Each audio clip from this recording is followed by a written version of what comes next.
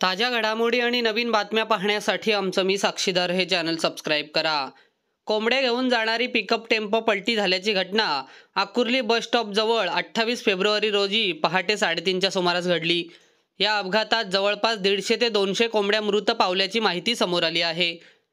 कोंबड्या भरलेला pickup tempo नेरेच्या दिशेने आज पहाटे जात होता।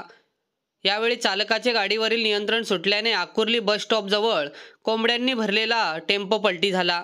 सुदैवाने यात कोणतीही जीवितहानी झाली नाही। मात्र या पिकअप टेम्पोमधील 150 ते 200 कोंबड्या मृत पावल्याची माहिती समोर आली आहे। त्यानंतर तासाभरात क्रेनच्या सहाय्याने हा पिकअप टेम्पो उभा करण्यात आला।